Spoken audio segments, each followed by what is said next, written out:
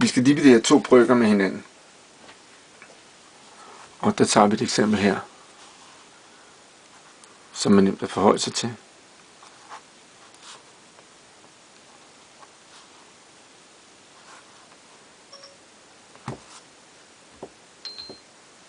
Og det er 4/5 delt med 2/3.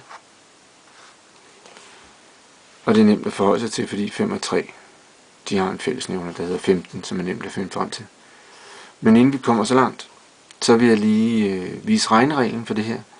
Regnereglen hedder, at vi kan dividere en brøk med en anden brøk ved at gange med det reciprokke, eller gange med den omvendte brøk. Så vi vender den anden brøk om og ganger i stedet for. Og der får vi så 4 gange 3, det er 12. 5 gange 2, det er 10. Og det er det samme som 1. Og 2/10, som er det samme som 1/5.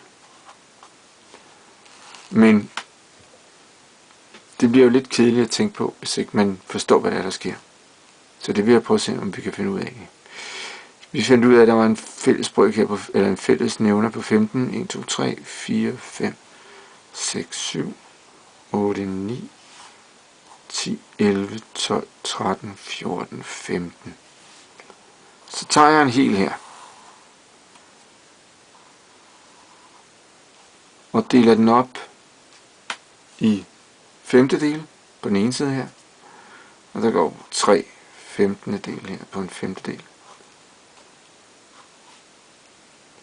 Og så i tredjedel på den anden side. Og går 5/15 på den tredjedel.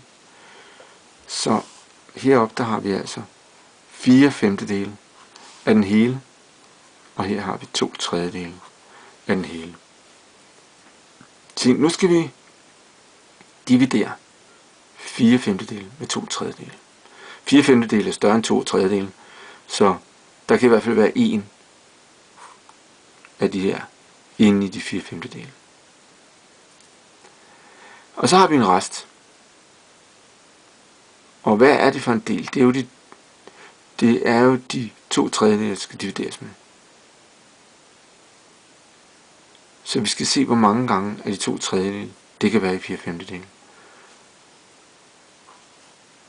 Og hvis vi tager sådan to her, i forhold til 2/3, 1, 2, 3, 4, 5, så det er jo en femtedel.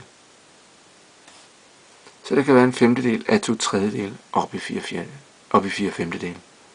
Så bliver det en femtedel gang af 2/3 kan være i 4/5.